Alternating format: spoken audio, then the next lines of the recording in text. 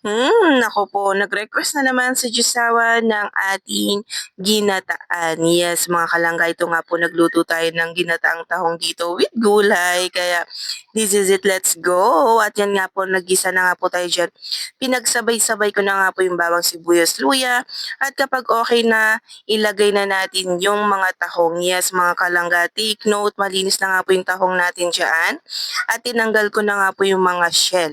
Yes, mga kalangga, kapag ako ay nagluluto ng tahong, ay tinatanggal ko po talaga yung mga nakadikit-dikit ng mga shell. Ewan ko ba mga kalangga, pag ako ay nagtatahong talagang tinatanggal ko yung mga shell at pakuluan lang nga po na natin yan. At kapag ito ay kumulo na ay halu-haluin na nga po natin yan mga kalangga at nakikita niyo naman po mga kalangga, nagsabaw na nga po itong ating niluluto na ginataang, ay ano pa lang po to, ginisa pa lang. Wala pa siyang gata, yan nga po. At ginisa pa lang natin yan. At take note, hindi pa tayo naglagay dyan ng tubig.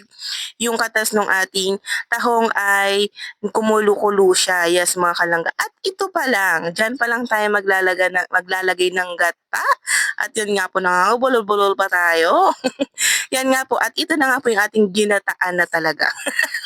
Yun kanina ay gisa pa lang, wala pa siyang ang gata mix. Yan nga po mga kalangga, ang ating Coco Mama.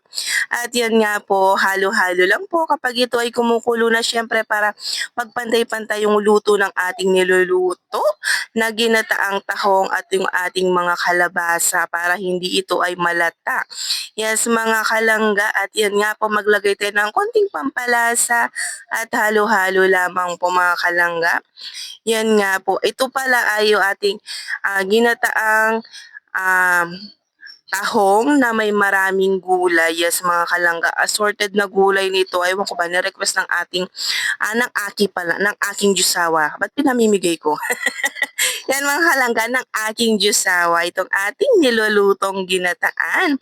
At yan nga po, hindi pa ako nakontento dyan dahil sa may manakuha nga pong mga talbos ng kalabasa itong aking jusawa. Yan nga po, ay nilagay ko rin dito at yung mga bulaklak ng kalabasa. Yes, mga kalangga, ang sarap, napaka-perfect nga po nito.